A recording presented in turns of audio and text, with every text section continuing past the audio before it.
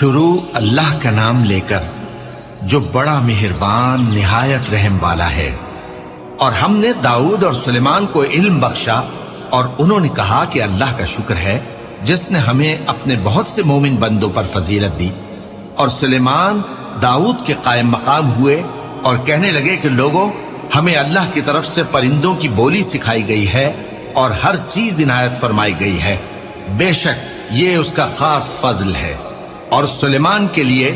جنوں اور انسانوں اور پرندوں کے لشکر جمع کیے گئے اور پھر ان کی جماعتیں بنائی گئیں، یہاں تک کہ جب چیونٹیوں کے میدان میں پہنچے تو ایک چیونٹی نے کہا کہ چیونٹیوں،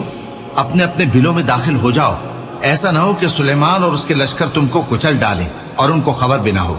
تو وہ اس کی بات سے ہنس پڑے اور کہنے لگے کہ اے پروردگار، مجھے توفیق عنایت کر کہ جو احسان تو نے مجھ پر اور میرے ماں باپ پر کیے ہیں ان کا شکر کروں اور ایسے نیک کام کروں کہ تو ان سے خوش ہو جائے، اور مجھے اپنی رحمت سے اپنے نیک بندوں میں داخل فرما۔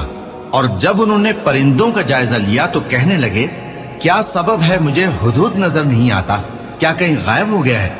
میں اسے سخت سزا دوں گا یا ذبح کر ڈالوں گا یا میرے سامنے اپنی بے قصوری کی واضح دلیل پیش کرے۔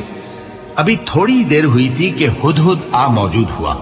اور کہنے لگا کہ مجھے ایک ایسی چیز معلوم ہوئی ہے جس کی آپ کو خبر نہیں، اور میں آپ کے پاس ملک سبا سے ایک یقینی خبر لے کر آیا ہوں۔ میں نے ایک عورت دیکھی کہ ان لوگوں پر حکومت کرتی ہے اور ہر چیز اسے میسر ہے، اور اس کا ایک شاندار تخت ہے۔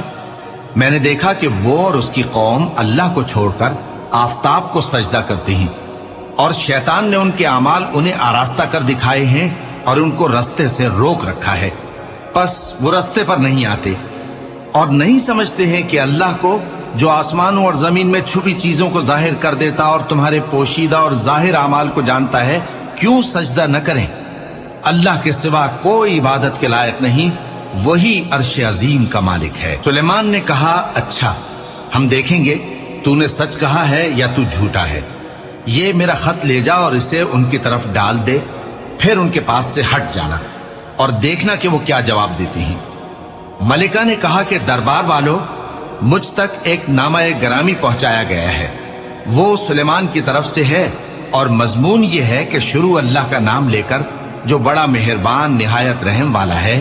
بعد اس کے یہ کہ مجھ سے سرکشی نہ کرو اور مطیع و فرما بردار ہو کر میرے پاس چلے آؤ۔ خط سنا کر کہنے لگی کہ اے اہل دربار، میرے اس معاملے